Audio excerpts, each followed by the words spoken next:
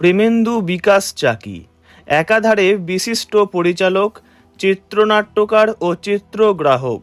বাংলা বিনোদন জগতে বহু বছর ধরেই দক্ষতার সঙ্গে কাজ করে আসছেন তিনি মূলত তাঁর বহুমুখী প্রতিভার জন্য পরিচিত, যেখানে তিনি ছোট পর্দা ও বড় পর্দার বিভিন্ন কাজ পরিচালনা করে দর্শকের মন জয় করেছেন।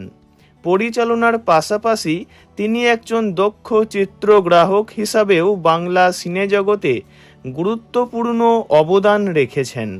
তাঁর পরিচালনায় অনেক জনপ্রিয় চলচ্চিত্র ও ধারাবাহিক রয়েছে, যা দর্শকদের মধ্যে দারুণ সাড়া জাগিয়েছে। সামাজিক পারিবারিক গল্প থেকে শুরু করে রোম্যান্টিক সব ক্ষেত্রেই তিনি তাঁর মুনশিয়ানা দেখিয়েছেন। তাঁর শেষ পরিচালিত ছবি হলো আলাপ। এই ছবিতে জুটি বেঁধেছিলেন আবির ও মিমি।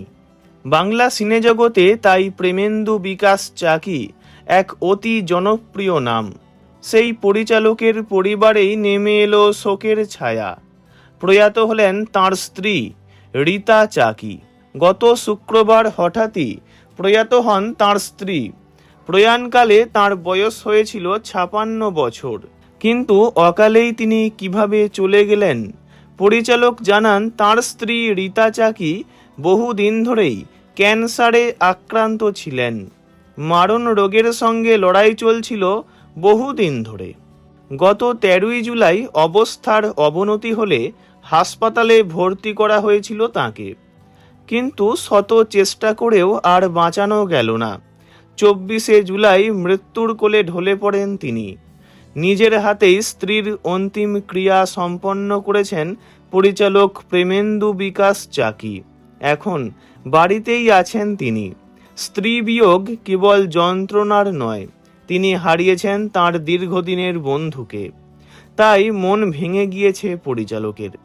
তবে পরিস্থিতি এমনই যে মন ভেঙে গেলেও শক্ত রাখতে হচ্ছে নিজেকে। ভিডিওটি এইটুকুই। বিনোদন জগতের সব রকম খবরাখবর জানতে চ্যানেলটি অবশ্যই সাবস্ক্রাইব করবেন। ধন্যবাদ।